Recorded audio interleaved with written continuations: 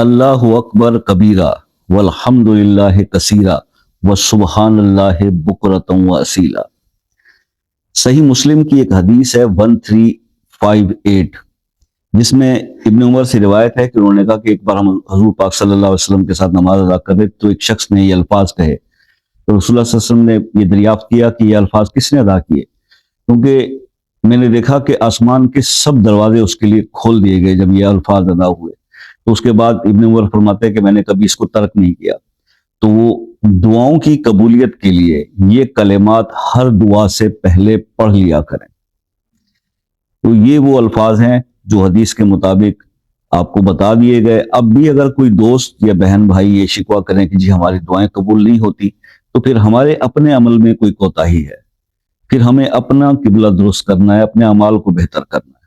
ٹھیک ہے جی، تو اس کے بارے میں آپ سے آج بات کرنی تھی۔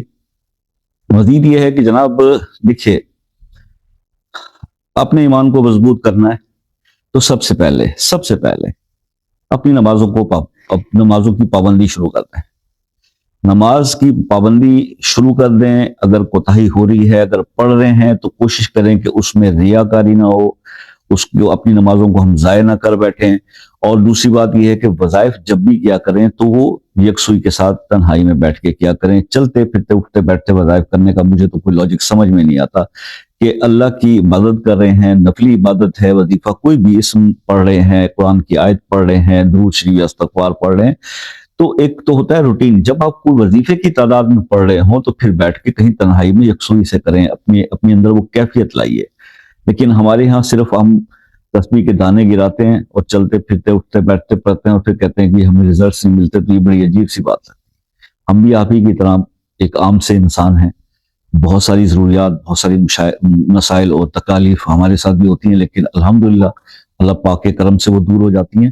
تو آپ کو بار بار یہ سمجھا رہے ہیں کہ یار ہاں، اگر کسی دشمن کا وار نہ ہو تو پھر اور دوسری بات ہو جاتی ہے۔ بہرحال اگر آپ کسی مسئلے میں الجھے ہیں اور اس کے بارے میں خصوصی دعاؤں میں شامل کرنا چاہتے ہیں تو اپنا مسئلہ اپنے نام کے ساتھ کمنٹ میں لکھ دیجئے۔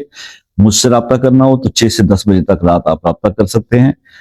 بہتر یہ ہوتا ہے چاہے وہ ملک سے ہوں یا ملک سے باہر میرے فالوورز ہوں، سبسکرائبر ہوں، آپ سے ریکویسٹ رہتی ہے کہ ایک میسج کر کے واٹس ایپ پہ کال کا ٹائم بھی لیا کریں۔ اس کے کچھ چارجز نہیں ہیں، تو بات بہت آسانی سے ہو جاتی ہے، آپ کو بھی پرابلم نہیں ہوتا، مجھے بھی ڈسٹربنس نہیں ہوتی۔ تو اپنا بہت سارا خیال رکھیے گا اور دعاؤں میں یاد رکھیے گا۔ یہ ہمیشہ ریکویسٹ ہوتی ہے کہ جناب کبھی آپ سے ریکویسٹ نہیں کی کہ سبسکرائب کریں، فالو کریں، لائک کریں، شیئر کریں، لیکن آپ سے یہ ریکویسٹ رہتی ہے کہ دعاؤں میں یاد رکھا کیجیے۔